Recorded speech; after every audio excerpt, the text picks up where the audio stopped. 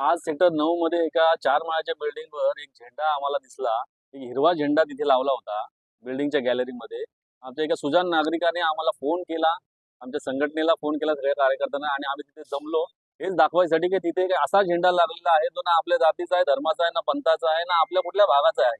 तो जेव्हा आम्ही तिथे तो झेंडा जाऊन पाहिला, तो झेंडा आम्हाला तो सौदी अरेबियाचा असा भासला. आणि आम्ही ते गुगलवर पण इमेजेस चेक केल्या तर अगदी सौदी अरेबियाचा जसा झेंडा असतो तो तसाच भासत होता. त्यानंतर आम्ही पोलिसांना इन्फॉर्म केलं. पोलीस आले, पोलीस त्यांच्या घरी गेले आणि त्यांनी तो झेंडा उतरवला.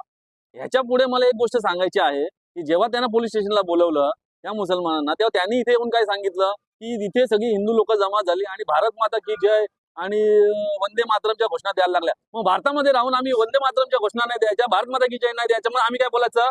हे अल्लाहू अकबर बोलायचं? आम्ही हिंदुस्थानी आहोत, आम्ही हिंदू लोक आहोत. आम्ही इथे आमच्या भाषेत नाही बोलायचं आणि आपल्या भारताचा आम्ही गौरव नाही करायचा. याच्यावर त्यांचा विरोध आहे. या गोष्टीचा आम्ही तीव्र निषेध करतो. यावर भारत माता की जय बोलायला तुम्हाला लाज वाटते? त्याला आम्ही सांगितलं जसा तू हा झेंडा लावलास तसंच तू भारतीय आहेस ना, तू स्वतःला भारतीय समजतोस ना, मग तू भारताचा झेंडा लाव तुझ्या गॅलरीमध्ये. त्यावर त्यांचं उत्तर काय? आम्ही 15 ऑगस्ट आणि 26 जानेवारीला झेंडे लावतो आणि नंतर दुसऱ्या दिवशी काढून टाकतो. मग तुला हा झेंडा 365 दिवस लावायचा आहे आणि भारताचा झेंडा 365 दिवस लावायला लाज वाटते का? त्याच्यावर मग त्यांचं उत्तर काही नाही आलं, ते गप्प बसले. म्हणजे तुम्हाला जर या देशात राहून या देशावर प्रेम नसेल तर मग तुम्ही इथे राहता कशाला? या गोष्टीवर आमचा तीव्र निषेध आहे आणि या गोष्टी याच्या पुढेही आम्ही खपवून घेणार नाही.